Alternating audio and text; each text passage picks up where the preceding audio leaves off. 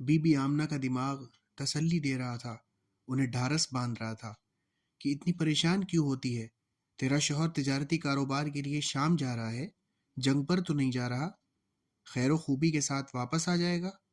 قریش آئے دن یمن کے، شام کے اور نجد، مصر وغیرہ جاتے ہی رہتے ہیں۔ قریش کی تو زندگی گھوڑوں کی پیٹھوں پر گزرتی ہے۔ 5-6 مہینے کی بات ہی کیا ہے، پلک جھپکاتے ہی اتنے دن تو بیت جائیں گے۔ لیکن ایسا کیا ہوا تھا کہ آمنہ اتنی پریشان تھیں؟ اصل میں ہوا کچھ یوں کہ ایک دن دوپہر کے وقت ایک قریشی چرواہا گھر بھاگا ہوا آیا اور اپنے گھر والوں سے کہنے لگا کہ میں نے آج ایک عجیب بات دیکھی۔ اسی کے کہنے کے لیے میں جنگل سے بستی میں آیا ہوں۔ ابھی تھوڑی دیر ہوئی میں بکریاں چرا رہا تھا، عبد المطلب کا بیٹا عبداللہ ہمارے قریب سے گزرا۔ سخت دھوپ پڑ رہی تھی، مطلع بالکل صاف تھا، سورج کی کرنیں جسموں کو جھلسائے دے رہی تھی۔ اتنے میں کیا دیکھتا ہوں کہ عبداللہ کے سر پر بادل کا ٹکڑا سایہ کیے ہوئے ہے اور وہ ابر پارا اس کے ساتھ ساتھ چل رہا ہے۔ لوگ مسکرانے لگے کہ چرواہا خوب دیکھ کر آیا ہے، یا اس کی آنکھیں دھوپ میں چندیا گئیں اور اس نے کچھ کا کچھ دیکھ لیا۔ سب نے لڑکی کی بات ہنسی میں اڑا دی۔ چرواہا اس پر جھنجھلا کر بولا، آپ مجھے چھوٹا سمجھتے ہیں، میری آنکھوں کو ذرا سا بھی دھوکہ نہیں ہوا۔ آپ کو یقین نہ آئے تو کعبے کا پردہ تھام کر اسی بات کو دہرا دوں، یا لات و حبل کے مقدس پیر کو چھو کر قسم کھا لوں۔ بات واقعی بڑی عجیب ہے، پر میں اپنی آنکھوں کو آخر کس طرح جھٹلا دوں؟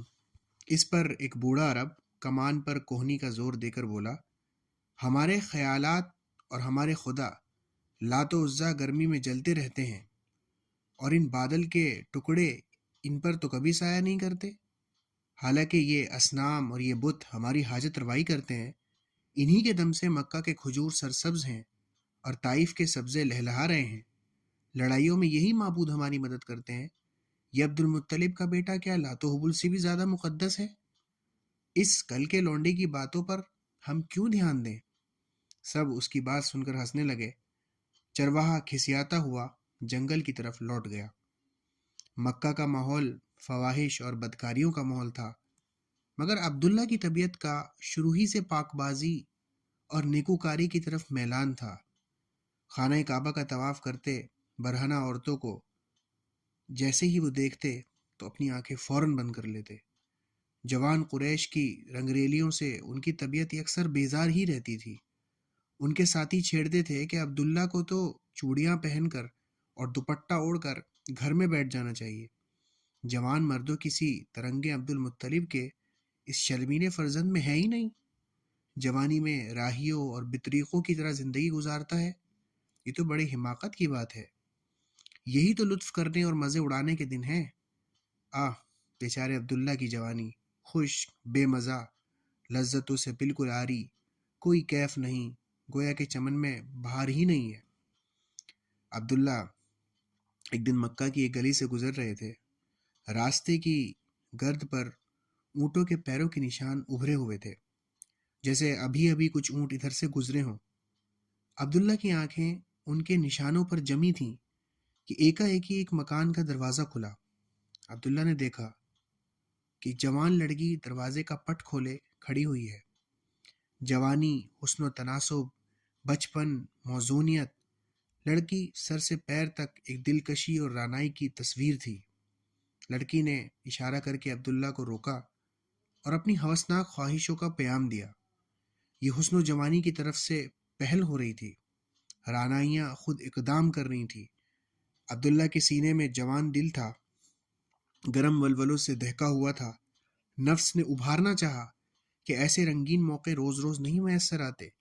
اس حسینہ کی طرف قریشی نوجوانوں کی ٹولیاں مائل ہیں، ہر کوئی اس کے لیے اپنی مٹھی میں دل دبائے پھرتا ہے، اور تیری جانب وہ خود ہی خود آ رہی ہے۔ دیکھنا، چوکنا رہنا، غفلت مت کرنا، حسن و جوانی کی التجائیں ٹھکرائی نہیں جاتی ہیں۔ مگر عبداللہ کے ضمیر نے چٹکی لی، شرم و غیرت کی رگ کو دبایا۔ عبداللہ نے دوشیزہ عرب کی ایک مسکراہٹ کو بھی قبول نہیں کیا۔ خشیمہ کی حسین لڑکی کو یقین تھا کہ عبداللہ اس کے اقدام پر ہنس کھیل کر لبیک کہے گا۔ اب جو توقع کے خلاف ناکامی ہوئی، تو حسن اپنی ناکامی پر جھنجلا گیا۔ شدت عتاب نے، غصے نے رخساروں کی سفیدی میں سرخی لا دی۔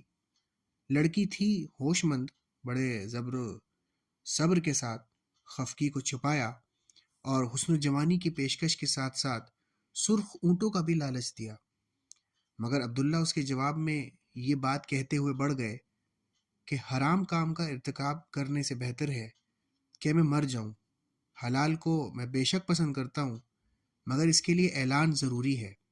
تم بہکاتی اور پھسلاتی ہو، لیکن شریف آدمی پر اپنے دین اور عفت کی حفاظت تو لازمی ہے۔ لڑکی تو حق تک دیکھتی کی دیکھتی رہ گئی۔ عبداللہ کے نقش قدم بس وہاں دکھائی دیتے تھے، جبکہ وہ تو اس ہوسناکی کو دھتکار کر چلے گئے تھے۔ عبد مناف کے گھرانے میں شکار کا گوشت آیا ہے، دیگچی چولہے پر چڑھی ہوئی ہے، ایک بوڑھی عورت لکڑی کی کفکیر سے دیگچی کے پانی کو چلا رہی ہے۔ کھانے کے انتظار میں گھر کے لوگ زمین پر بیٹھے ہیں، مٹی کے بڑے بڑے پیالے ان کے آگے رکھے ہوئے ہیں۔ آپ نے عبد المطلب کے یہاں کیا جواب بھجوایا؟ ایک ادھیڑ عمر کے عرب نے پوچھا۔ میں بالکل رضامند ہوں، بس ذرا 1-2 دن میں میرے چچا نخلا سے آ جائیں، ان سے اور مشورہ کر لوں۔ بڑے بوڑھوں کا مشورہ اچھا ہوتا ہے، بوڑھے نے جواب دیا۔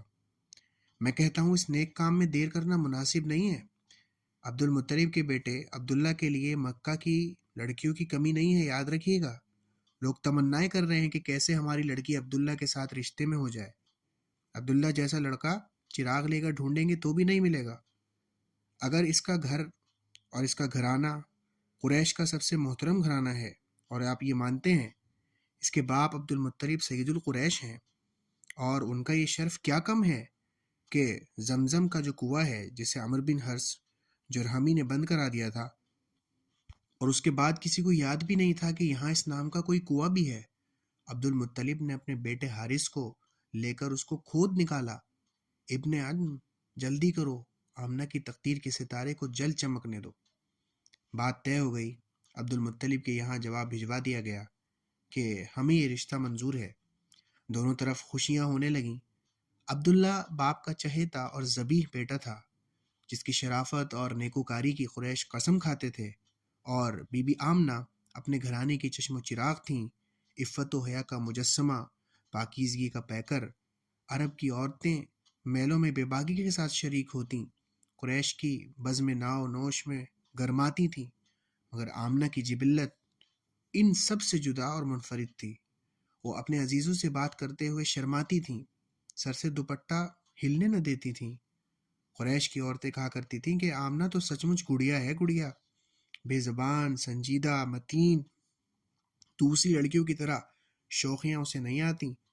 آمنہ کے گھر والے اس سے محبت ہی نہیں بلکہ اس کا احترام بھی کرتے تھے۔ عبد المطلب اپنے ساتھ رؤسائے قریش کو لے کر عبداللہ کی سسرال پہنچے۔ لڑکی والوں نے بارات کا استقبال کیا۔